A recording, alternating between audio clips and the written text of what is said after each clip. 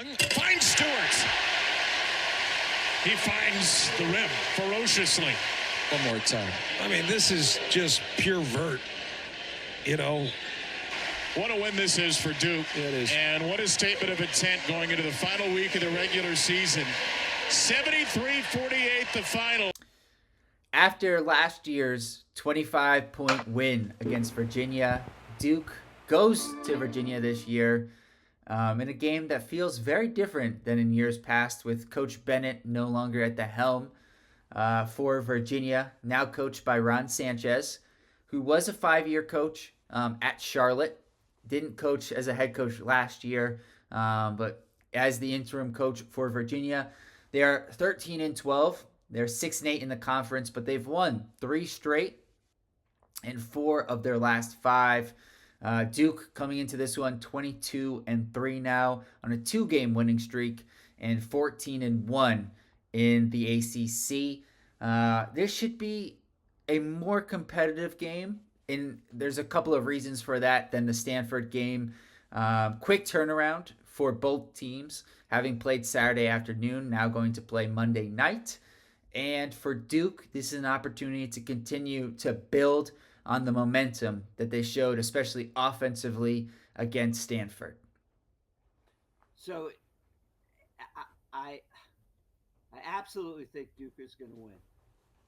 But there are a couple of things here that I think we should look for. Coach Shire fine-tuned the team to play 2 consecutive really, really good halves and wound up scoring 106 points. With that, he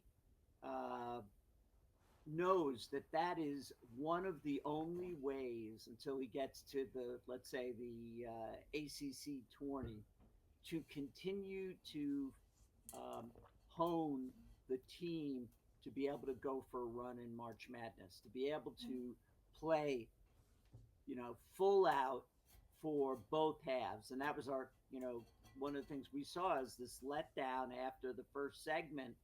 And there will be no letdown playing against the SEC teams. They will absolutely eat you alive if you do that. So I see that as a possibility. As you said, Jack, there's a quick turnaround. We're on the road at Virginia. And then I think you should talk a little bit about Virginia's style of play.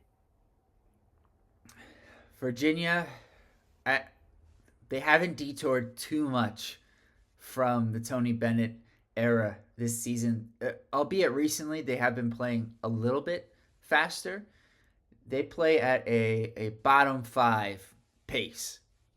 Bottom 5 for the ACC? No, bottom 5 for the country. That's how slow they play. And that's important because as Walter Scruggs pointed out in the comments post-game, part of the reason why Stanford scored as much as they did is because Duke played at a very high pace, and this game is not going to be the same. Yeah, you're in slow motion over there, mimicking the pace of the Virginia offense, and they slow you down. They slow you down also defensively, because offensively they typically take good shots and they don't turn the ball over. And so Duke won't have the opportunity for runouts and to get in transition as much as they did against Stanford, who, all things considered, did a good job of not turning the ball over, but Duke was able to run on their missed shots. I think there will be less opportunities for that against Virginia. Well, and there are. They're not going to score 106 points. It's not going to happen because they're just going to slow it down. Thank goodness for those of our listeners that can remember back to UNC's famed we're going to the 4 corners. I mean, now talk about the line from Mr. William Salyer, I think is how you pronounce it. I apologize. But think about the line from the movie Hoosiers: "Don't get caught watching the paint dry." when the four corners was you know, in vogue before the shot clock, Dean Smith would talk about taking the air out of the ball.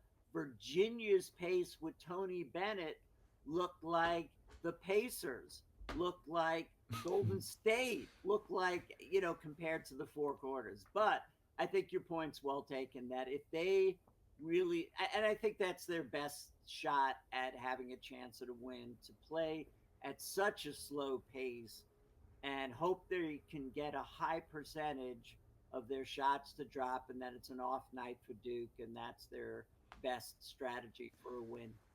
Right. And to go along with that point, they are top 40 in terms of they don't turn the ball over. They do a good job of that, which helps them play at the pace that they like and it helps their defense. Although it's not as good as it typically was under Coach Bennett. They're like above average, but under Coach Bennett, they were typically a top 5 defense, right? So it's not the same. The thing that they do well, though, offensively, along with the fact that they don't turn the ball over, they shoot the three ball pretty well. Just under 38% from three as a team. And they pass the ball well. They are, where did I put this in my notes here? They're 75th in the country in assists per game, which doesn't sound so impressive, but when you consider the fact that they're bottom 5 in pace, that's actually really impressive considering they don't have the same number of possessions that most teams do. And so they pass the ball really well. You combine that with the low number of turnovers, how well they shoot the three, and their confidence. They're playing much better as of late. This is a tricky game for Duke. Short turnaround, coming off the big win. Maybe you have a little bit of a letdown. Always tough to play on the road. I don't care who the opponent is. And these guys are coming in with some confidence, having just beat their rival, Virginia Tech. So one thing that may be interesting is take us through the matchups and the Virginia players, because clearly Duke in this game, in Saturday's game against Stanford, was taking full advantage of being able to lob the ball to Mal. I mean, that was fully integrated into the offense. Will they have that opportunity here? Yes and no. I'm going to lean more towards no. They'll have less of that opportunity. Before we get into the matchups themselves, let's just go through the roster and then we'll go into the matchups. So this Virginia team is led by junior Isaac McNeely, who is just a tremendous shooter. He's averaging all these stats for today are going to be in conference play because they're just playing much better as of late. So, and most guys' stats are better in conference play. So that's what we're going with for today. And McNeely is averaging 15 points and 3 assists in conference play. He's shooting 40% from three. He leads the conference in percentage from three at just under 42% on the season. And he's doing it in conference play with 8.5 3-point attempts per game. So he's getting a ton of shots up there, and he's really efficient with his shots. Their next leading scorer is Elijah Saunders, who did not start the last game against Virginia Tech. I am curious what starting lineup Coach Sanchez is going to roll out. Saunders is a junior transfer from San Diego State. He's a big forward, 6'8", 240. He's averaging 10 points and 5 rebounds and shooting about 35% from three. Andrew Rohde is a guy who has really improved as of late. He's a 6'6", 200-pound guard, averaging 9 points and let's call it what it is, 5.7 assists, but most importantly, 1 turnover per game for Rohde, 39% from three. And in his last 4 games, Rohde has 34 assists and 2 turnovers. And I think, and we're going to get, one of our guys he's in a good stretch too, but not quite that good, which is a 17-to-1 assist to turnover ratio. I think you would take that any day from your point guard. All right. Jacob Coffey has been really impressive for Virginia as a freshman. Typically, freshmen don't get a ton of playing time for Virginia, but this is a little bit of a new era. He's a 6'10", 230-pound forward. He's averaging 7 points, 4 rebounds, and a steal. He's pretty athletic. Last game, they started him with Blake Buchanan, who's 6'11", 230, averaging 6.6 rebounds and 1 block per game. And to round out their starting lineup with Saunders, who wasn't in the starting lineup, they had Day Ames, a sophomore transfer guard, 6'1", from Kansas State. Ames is averaging 7 points, 2 assists, and a steal. He's a lefty. He's pretty quick, likes to get to the basket. And he's not the best three-point shooter, though. I think that's one area, but he has hit his shots as of late. Ishan Sharma is a 6'5" wing. Freshman, 5 points, 38% from 3. Tane Murray is their backup point guard, 6'5", 210, 4 points per game, but 45% from 3 during conference play. They have a number of shooters. And lastly, or second to last, I should say, Anthony Robinson, redshirt freshman, 6'10", 250, 4 points, 2.5 rebounds. Most importantly, though, for Robinson, he's coming off of, by far, his best game of his career. I guess it's of the season. He is still a freshman. 15 points, 7 rebounds, a couple of blocks against Virginia Tech. He was really impactful in the game against the Hokies. And lastly, although he hasn't played in a few weeks, former Duke Blue Devil TJ Power, who we all know is capable of shooting the three. He is on the outside of the rotation as of right now. I think I understand why you said, can we go to the alley-oop, yes and no. They don't have quite the height. No one does when Mal extends his arms. Right. But it sounds like they do start 2 bulky, big guys. And that has so far been problematic. I mean, in the Clemson game, that was an issue. They had 2 guys that they could go to down low that sort of, had size and width. So that could be another thing that helps, because the size and weight, although not as tall as Mal, has the ability to push Mal further away from the basket, and we know he doesn't seem to have that 2-step dribble and shot or hook. He hasn't developed it yet. Right. He's it's like a 3-pointer or a dunk, and there's not much in between. And I'm sure that will come with time. It just may not be while he's at Duke. But it will happen for our Mr. Malawach. I'm very confident in his development. And to your point, last game they started 6'10", Jacob Coffey, who's 230, and 6'11", Blake Buchanan, who's just under 230. And when the two of them were in the game, it was a lot more difficult for Virginia Tech to get to the basket. But when they would sub in, let's say, Elijah Saunders and only play Buchanan or Anthony Robinson, it was a little bit easier for Virginia Tech to get to the basket. Additionally, Rhodey ran like a ton of pick and rolls with Coffey or Robinson, and they would clear out a side, so when the roll would happen, it would be harder for the help to be there.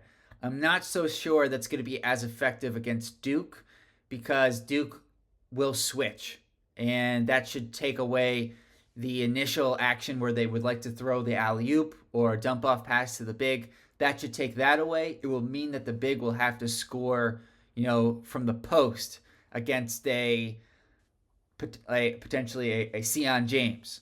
And that's a lot more difficult task than, getting an alley-oop when you have space, or a dump off pass. So I think that's going to make things a little bit more difficult for Virginia. The other thing I noticed against Virginia Tech is McNeely is flying around screens. He is just running around. It's I guess for Duke fans, it's almost reminiscent of like J.J. Redick when he used to run around, come off, catch the ball above the break, and turn and fire. McNeely he does not need much space at all. And he was on fire against Virginia Tech. Tyrese Proctor, I know he's been on fire offensively of late. I wonder if this is the game where he kind of comes back to earth a little bit offensively, because he's going to have to chase McNeely around defensively. We know that's, at least I'm going to go out on a limb and say that's going to be the matchup. He typically guards the other team's best shooter or scorer. So I imagine Proctor could be a little bit tired just having to chase around McNeely for most of this game. I'm looking forward to see the characteristics. I think we can control how our defense plays. I mean, I think our defensive effort. Uh, he, each game we get an inch closer to March Madness, ACC tournament. But I think that um, to the degree, and let's also see what happens with regard to Coach Shire really using a 7.5 man rotation.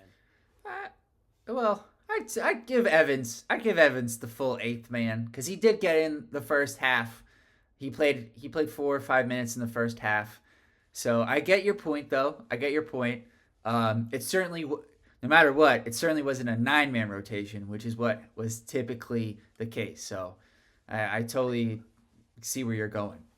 Well, and Foster, therefore, with his 10 points in the final 6 minutes there, does he decide I'm giving Foster more time? Because if you're trying to bring him along, he has his 10-point game. He all of a sudden people go, wait a minute, that's Foster, that's Caleb. Do you then not play him?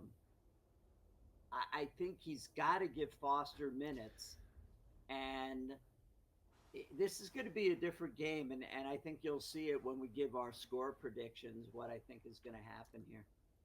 And I think because of that, because of what we've talked about, the pace, I think it's a really nice, it's great timing for Foster to be coming off of his best game in at least 4 or 5 games, because short turnaround. So you may want to play more guys off the bench anyways, right? And you may want to try to pick up the pace of Virginia. You may want to throw out a little press, try to just get them to speed up a little bit, and that will mean you need to go a little bit deeper into your bench to keep everybody energized, and so nobody gets tired. And so I think it's great timing for Caleb Foster to be coming off the game that he did, and I think Coach Shire will reward him, get him in the first half. Now, how much he plays in the first half, that's to be seen. But I think he'll play. What'd you say? I said it's up to him. Yeah. If he seems,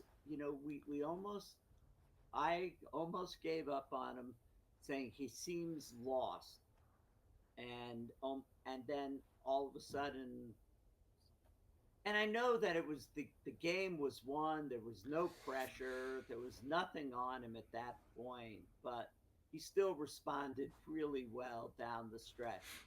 Not as good as Begovic, who got ahead of the field and had a slam dunk for the final 2 points of the game, but Good for Neil.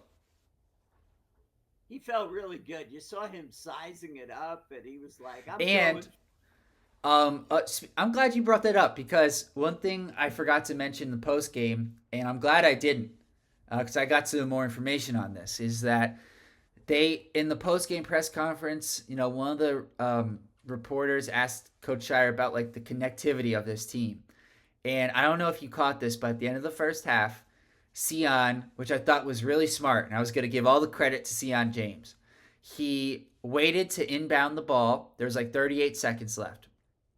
He waited to inbound the ball, and then he waited to pick up the ball, so that by the time he did, the shot clock and the game clock were basically the same, and so Duke would have the last shot. And I was like, Sion, what a smart play. The reporter actually because they're at the game. They said Begovic was standing up on the bench telling Sion to wait until it was close to a 5 second call, then inbound it, then he picks it up. So have to actually credit Neil Begovic for the basketball IQ there to tell Sion James to hold up. So what a smart play at the end of the first half there. And as long as we're going back to that game, I have watched the fast break that was started by Coop, where he gets the ball down and it doesn't touch anybody. And it goes through three players, him to who's in the middle? Sion? Khan, then Sion. Khan, and then Sion back to Coop for the slam. And then I was listening, and the commentators said it's the way Red Auerbach would have drawn it up, and I am sure very few of our listeners know that is the legendary coach of the Boston Celtics who would have said a good fast break, the ball should never touch the ground. And it was just a thing of beauty. I haven't seen something like that between three players, let alone with it winding up back with the guy who made the steal for a dunk. It was just great. But the passing of this team, like I think it was against Syracuse, there was a play that reminded me of like Spurs basketball where like 5 or 6 guys touched it, they were whipping it around, and then they ended up with a nice like layup or dunk.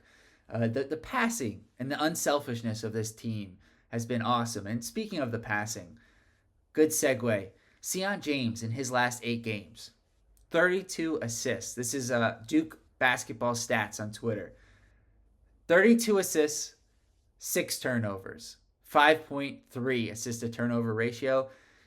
I know we have maybe said at times this year this team doesn't have a traditional point guard because I guess Cooper Flagg is the point guard, but man, Sion James has done an outstanding job of being the de facto point guard of this Duke basketball team, and the game against Stanford he was phenomenal, and I expect him to be just as good in that department against Virginia.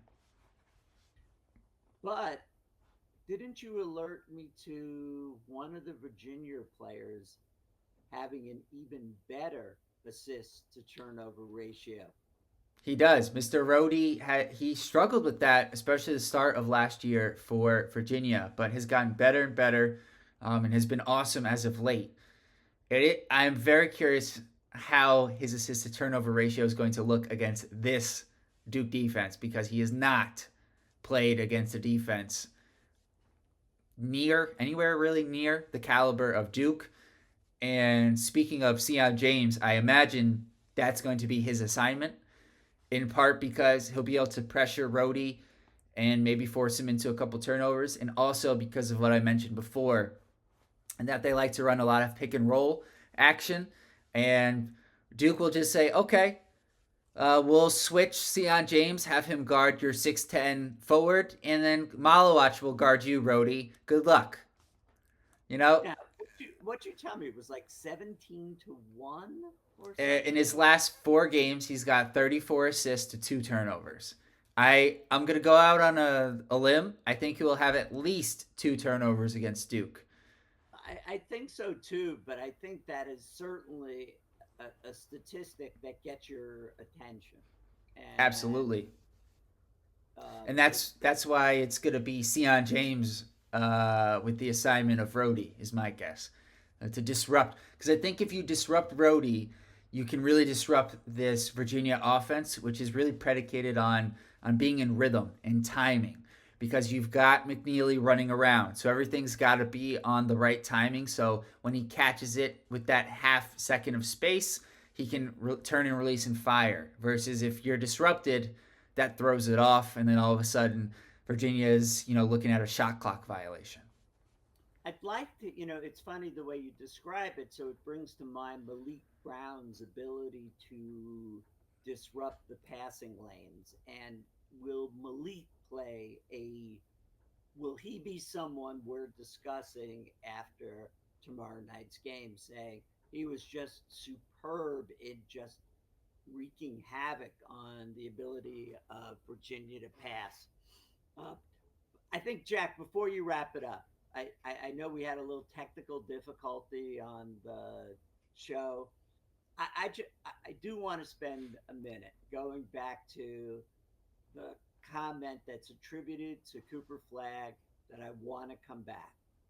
And every conceivable person, everybody last night, from Dickie V to everybody said, there's no shot. You and I have discussed it and said that it's just not likely to you. And I want to say he's he turned 18. He started off as 17 years old and he turned 18 in December, right? And his parents are at every game. We know what the pro experience is like. And, the biggest argument is, do you want to risk injury? And the other argument is you can make more money. The guy's making between 5 and 10 million right now as a college player due to the NIL. And as far as injury is concerned, I've listened to that argument, but statistically, you are more likely if you're playing an 82 game season in the NBA to be injured, versus the 40 game season. So I just think that if they win the national championship, big if, then I think the chances of him coming back are below 2%. If they don't win the national championship, then I think there's a part of his parents and him sitting around going, do you want to be a kid again? You'll make 10 million through NIL. It's not the money. And you get to be in the cocoon that is really supportive of Duke. And I want to give a shout out to um, uh, Brody Swing, who also went on about this in the comments. And he made I now recall, he made this whole comparison to Christian Leitner. And he was suggesting that this is not something to laugh at. And even if they win the championship, Christian Leitner won 2 in a row, and that Brody Swing was making the point of saying he would like to come back and do the same, or suggesting that Cooper Flagg would come back even if he wins this year's championship so that he can win 2 in a row. And that there's wearing the same number for a while. There's a lot of connectivity to Christian Leitner. I I wouldn't dismiss it out of hand. He's so young and he seems to be having. Look, if he. I made a point last night, which was on a card, and I said, do you want to play for the Wizards? I mean, how much of a hurry is it to go play with a team that is so underperforming? And it's going to be New Orleans. It's going to be, unless he gets very lucky in the lottery, versus having another year of with the Boozer twins coming in and the Duke Cameron crazies screaming. There's nothing like that in the NBA. Yes, there's 20,000, 18,000 people, but it's not like 9,000 people where everyone's going, absolutely nuts with everything you do. And I would say, let him be a kid. Let him enjoy it. The pros is still there. So. I think. Well, I'm glad you brought it up because it's a little bit hard to. I appreciate what Brody was able to put on paper because I'm not the best at that, and for Cooper, there's a lot to consider, right? I think it starts with the fact that he reclassified. He could still be in high school right now, but he chose to come to college a year early. The reason for that I mean, only Cooper really knows the reason for that and his family. From the outside, you could say that he didn't have much of a challenge left at the high school level, which is certainly true. You could also say that he was trying to get to the NBA a year sooner because it's the difference in what he'd make as a rookie versus the NIL money is probably not very much. Certainly he would make more in the NBA, especially as the number one pick, but it's probably not a huge gap, with all of the endorsements, etc., that he can make while at Duke. But the big difference comes with the second contract, where you go from, I don't know how much the number one pick makes, right now, let's say it's somewhere between 10 to 15 million. On your second contract, you could be making 40 million. And so that's where the difference is. Now, from what we've come to learn from Cooper Flagg, money just doesn't seem like, I don't even know if it's in his top three in terms of, or top five really, in his motivation. I think we just don't know. Would it be? I know where you're going on this, and usually we would go. It's all about the Benjamins, and you're going into the NBA. And the only thing I'd say is delaying a year till all of that happens, and I don't know. It's this is clearly because his parents are at every game. They, when he went to Mount Verde, Montverde. Academy, Mount Verde, his parents moved down there. They now have an apartment in North Carolina. Um, this is going to be a family decision, and if he says I'm having fun, and he's it's I get your point. High school, there was absolutely no, there really wasn't anything, even though Mount Verde does play some of the best high school talent in the country. Um, The I other don't know. thing, the other thing to consider, putting aside the money, even to some extent the NBA as itself. Just because this year has been awesome and there's still a lot of time to go, Yep. doesn't mean next year would be the same. And there would be the expectations on Cooper Flag this year were enormous. Next year, I don't know what they would be, on top of that. And the guy who I think of, and it ended up working out relatively well, but I think of Grayson Allen. Obviously, not the same situation, but if you remember, his freshman year, he didn't play a ton. He started to play a little bit more, and then he has a few big games, and then obviously the Final Four run and what he did in the championship game. And there's a lot of buzz about how he could have been a late first round pick if he chose to leave. And obviously he chose to stay. And unfortunately, his sophomore year, for a bunch of reasons, didn't go the way he hoped. And he became a classic Duke villain. And it is something where I don't think any of that, the extra stuff, would happen with Cooper. But it is something to consider in that the 1 year, it's hard to develop a. He has them. Let's be clear, but he doesn't necessarily have the same vitriol that other Duke players have had who've stuck around for more than 1 year. We saw it last year with Kyle Filipowski start to become, Duke's number one most hated, right?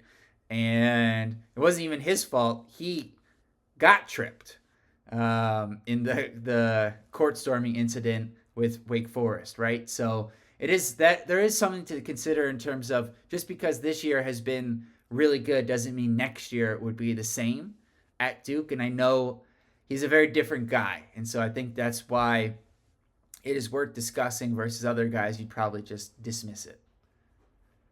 Okay. All right. So, with that in mind, what's your score? What do you think is going to be the score of the game? as you said, very different than the Stanford game. I'm going with Duke 73, Virginia 61. And I'm going to go even a shade smaller and go Duke 68 and Virginia, just because I need them in the 50s, because I think they will score only in the 50s at 58. And it'll be a Duke win by 10, and it'll be compared to Saturday night, a low scoring event.